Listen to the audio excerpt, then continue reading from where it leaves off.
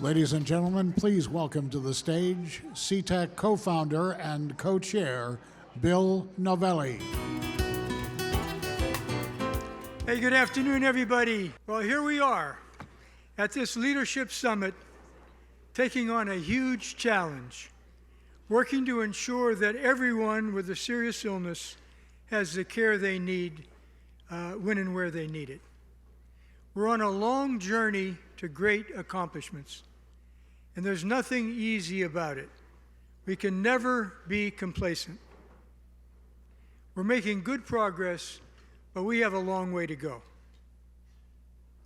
Dealing with all this calls for leadership and vision, and the ability to translate vision into action.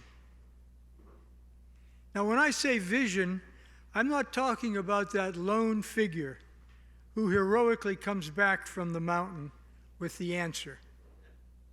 Rather, the kind of visionary that I'm referring to is somebody who thinks about the future with imagination, who works with others to scope out what the future can be, and who pulls together the energy and resources and talented people who can make the vision a better place.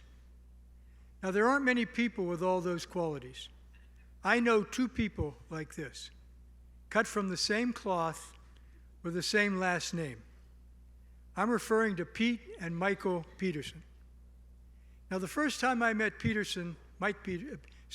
Peterson was back in 2003. I was in my second year as CEO of AARP, and Pete and I were doing a breakfast panel session at the Council on Foreign Relations in New York.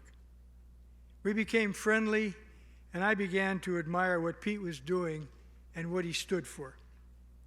Pete realized that America had a colossal national debt, one that imperils our nation.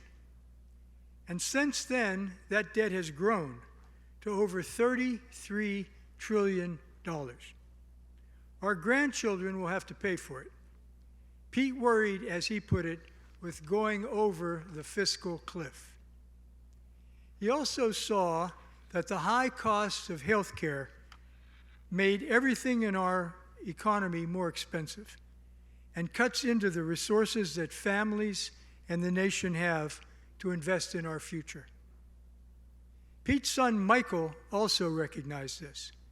They concluded that America's health and economic strength are closely linked, and that there are three essential parts to the challenge: the cost of health care, our aging population, and our rapidly escalating interest costs of that national debt.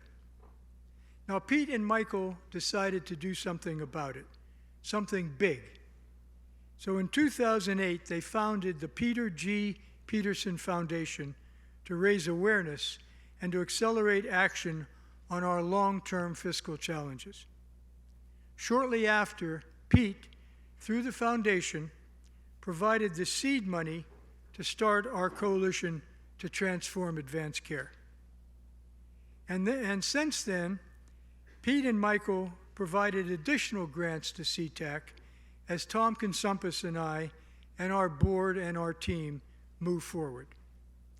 The Petersons recognize the importance of the work all of us here today are pursuing. Then in 2014, they founded the Peterson Center on Healthcare. The purpose is to find, validate, and scale solutions to deliver health outcomes at lower cost. Kalyani Thampi, the center's Associate Director of Delivery System Transformation, is here today. Thank you, Kalyani, for your good work and your friendship. At our 2017 summit, Michael accepted an award on behalf of his 91-year-old father, who sent word that getting older is not for sissies. Michael, at that session, said that better outcomes can come from honoring and empowering patient and family goals and values.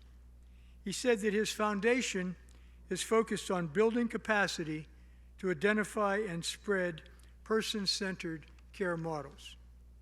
And he said that he and Pete were proud of their partnership with C-TAC, starting from the very early days.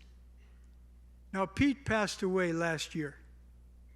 He had made a real and a lasting difference in the America that he loved. Then in 2002, in order to accelerate the pace of change, Michael set up the Peterson Solutions Fund to drive policy advocacy regarding our fiscal and healthcare performance. Now, Henry David Thoreau said about philanthropy, he said, if you're going to give money, spend yourself with it. And that's what the Petersons believe as well. And they don't think small, and neither do we. And through all these challenges and battles, Michael remains an optimist. Now, did you know that optimists live longer? Let's watch this tape with Michael Peterson.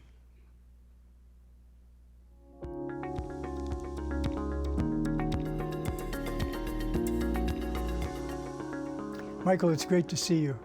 Thanks for being with us at this summit. Well, great to see you, Bill. Glad to be a part of it. You know, I want to start this conversation off by talking about your dad, Pete Peterson. So he was our catalyst. He believed in C-TAC. He believed in our mission. He got us started. Tell us a little bit about your dad's legacy. Well, thanks, Bill. I remember when C-TAC got started, and we worked with you at the very beginning. My dad had an unbelievable life. He lived the quintessential American dream. So his parents came over from Greece, came through Ellis Island. They arrived in America as teenagers with no money, no education, no English. And they worked and saved for decades and lived their own version of the American dream. The goal was to get their sons educated. And so my father was the beneficiary of that hard work and went on to get a great education and had a great life in philanthropy and public service and business and finance in corporate America, in the cabinet of the United States. So he went to incredible heights, and his father was very proud of him, and I was very proud of him. And he was very strongly oriented towards fiscal responsibility for the United States. Well, I think a lot of that came from the values and principles that he experienced in the family growing up. And I think he saw that as a real direct threat to the American dream that he was so fortunate and his father was so fortunate to have experienced. Yeah. And so we set up this foundation. He set it up, and I joined him really to give back, the vast majority of his wealth to the same issue that he cared about during his life. Right, right. And then in 2014, you founded the Peterson Center on Healthcare. And what's the mission? What's basically the mission? What are you doing? Right. Okay. Well, as you noted, the Peter G. Peterson Foundation is our umbrella large foundation organization that is focused on fiscal responsibility. Right. If you're looking at fiscal responsibility, you really need to look at healthcare. Okay, healthcare represents about 75% of the long-term federal obligations. Okay. So I would say the fiscal challenge is a healthcare challenge. It's a wage issue. So we're all concerned about wages stagnating. One of the reasons wages have stagnated is that the healthcare component of your compensation has been growing so much. It's a big education issue. I think the educational system in this country is in real trouble. Part of the problem is the resources at the state and local level being used at healthcare take away resources from education. It's a big competitiveness issue. We're competing all around the world, competing with China and other countries in the global economy. How are things going at this point? Well, it's a tough slog because it's a big sector. It has a lot of incentives that are really baked into the system at this point, and we're trying to really break through that and raise awareness about the importance of these issues and to develop programs where philanthropy can help sustain improvements in performance. And really the goal, which I think is achievable, is both better outcomes and lower costs. C-TAC is focused on one of the core issues within the issue that we're concerned about, and that's chronic care and advanced care. About a quarter or more of Medicare is in the last year of life. So these are big items, hugely important for the patients. They've got to be well treated. These are some of our most chronically ill patients. So that's where a lot of the potential is. And again, it's about making sure the patient gets their wishes fulfilled and they're treated the way they want to be treated. Their directives and other decisions they make are adhered to. But I think, we found a lot of people, are in that phase of life and it's not handled in the way they want anyway, right? Hugely expensive and inefficient and not so consistent with their wishes. So again, I think there's upside to everybody here to be more focused on these issues. So C-TAC plays a very important role in bringing people together. Well, we have a lot of state coalitions here at the summit, and you know, they can do a lot that we can't do in Washington. And also they work down into community level work. Right. And a lot of the community payment models and other things we're working on, I think, is having an effect. This type of issue is complex, and it involves patients and their health and well-being and our parents, etc. I think it's important to bring in the community and bring everybody into this question of how we want to address some of these challenges in a way that delivers the right outcomes. So Michael, a partner here with us at the summit is the Center to Advance Palliative Care, or CAPC. They're an important partner. They're doing a lot of good work in palliative care, and palliative care is so important. It's important that people get the care they want when they want it.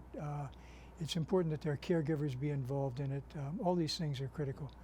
But good palliative care, even though you don't start out to reduce costs, it can be an important resultant. Yeah, well, that's, as I said before, that's a great example where you can have a mode of healthcare delivery that is consistent with the patient's wishes and delivers the right type of care that they want, but it's also in a way that can often be less expensive and put less of a burden on their family. I think technology has a huge role to play in these challenges of delivering better outcomes at lower costs. Unfortunately, if you look at the track record of technology in healthcare, it's not been a good one.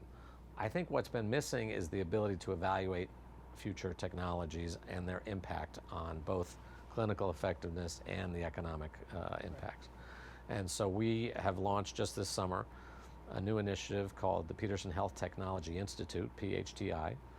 And the mission of that new organization will be to provide and evaluate, provide assessments and evaluate new digital health technologies on a number of different measures, including clinical effectiveness. So do they work? Are they delivering better care and better outcomes?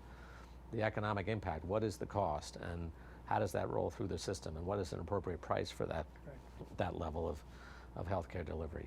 Data privacy and data security, health equity, what is the user experience? There's lots of different parameters on which we should be evaluating these new technologies.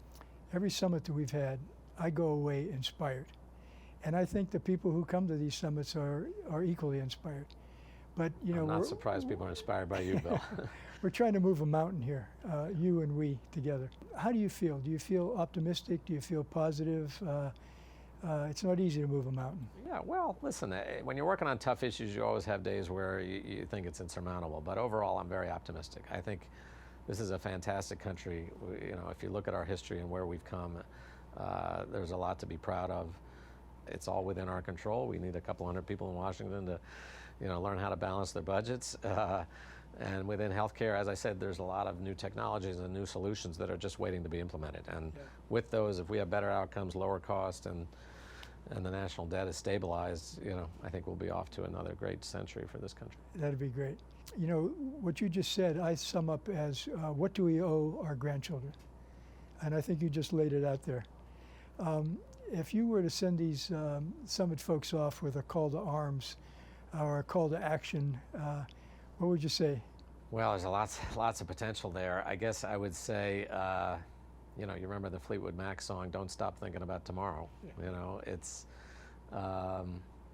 listen, there's a lot of urgent matters and a lot of people who are forced to think about today, and I understand that, but people in leadership roles like yourself have a responsibility to think about tomorrow. And what can we be doing today that will position the country, position our citizens, position the next generation for greater success. So Michael, I started this by telling you that I really admired your dad.